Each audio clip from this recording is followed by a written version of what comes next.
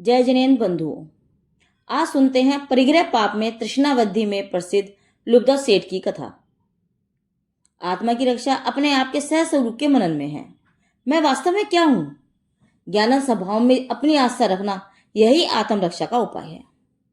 जितने भी धर्म पालन है वे सब इसी ही आत्म स्वरूप की स्मृति के लिए हैं। इस वास्तविक धर्म ध्यान में बाधक है तो बाह्य विषय साधनों का संग, परिग्रह का लगाव। सहज आत्म स्वरूप की दृष्टि के लिए जो बाधक है वह है बाह्य परिग्रह, उनका परित्याग करना चाहिए। ग्रस्त अवस्था में परिग्रह का परिमाण करना होगा।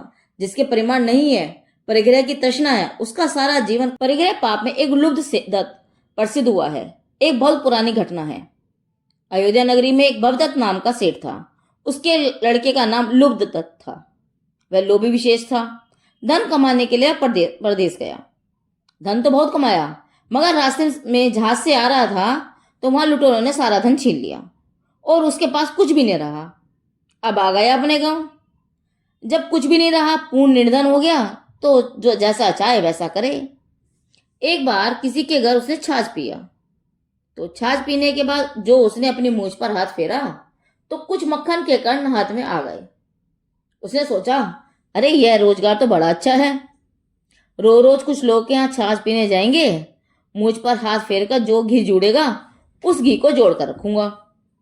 जब पूंजी ना रही तो बैठे बैठे क्या काम करें।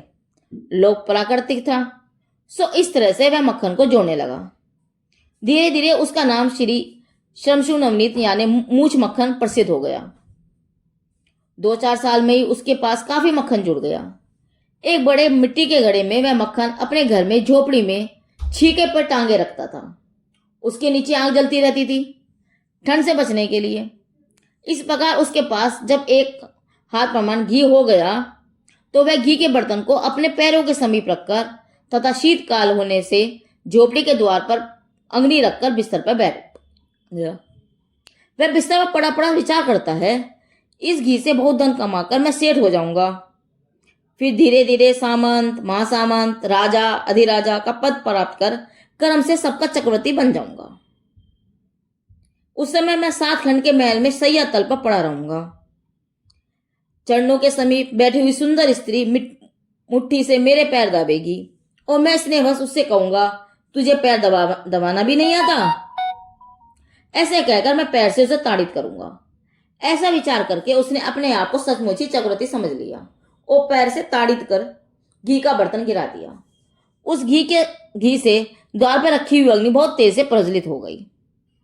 अब तो वह शमशु नवनीत बहुत घबराया और चिल्लाकर झोपड़ी से बाहर भाग गया और चिल्लाकर बोला, अरे दौड़ो भाइयों, मेरा मकान जल गया, स्त्री बच्चे और अन्य संपत्ति सब जल गई।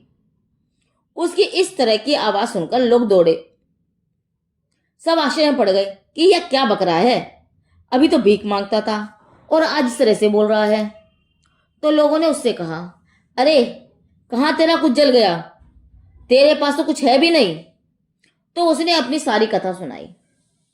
वहां लोगों ने यही कहा कि तेरा कुछ जला नहीं था भी। कुछ समय बाद इच्छाओं के परिमाण से रहित असमर्थ होकर वह मर गया और दुर्गति को प्राप्त हुआ। अरे जरा स्वरूप दृष्टि तो निहारो।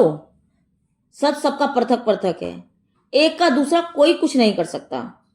परिग्रह नाम बाह्य पदार्थ का ही नहीं, परिग्रह नाम है मूर्छा का। यह मूर्छा केवल धन की नहीं, यश, नाम और धर्म सबकी है। इस जीव को दुख देने वाला है तो यह मूर्छा का परिणाम है। जिनके मूर्छा नहीं है उसके बाह्य पदार्थ रहते भी परिग्रह नहीं है। जगत में मेरा कहीं कुछ नहीं है। मेरा सर्वस्व मेरा स्वरूप है। मेरा स्वरूप, मेरा भाव, मेरी करनी। सो यदि मेरा भाव और करनी बिगड़ गई, ममता रूप हो गई, तो दूसरों को सताने रूप हो गई, तो उससे जो पाप क्रम का बंध होगा उसका फल कोई दूसरा ना भोगेगा, खुद को ही भोगना पड़ता है।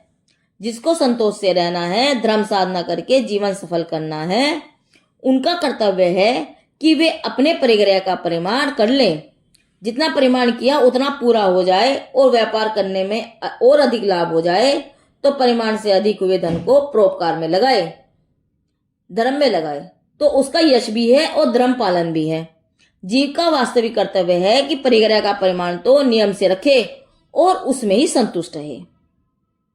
इस प्रकार परिग्रह परिमाण में प्रसिद्ध लुब्धा सेठ की कथा पूरी हुई। जिनदेव की वाणी आगम वाणी।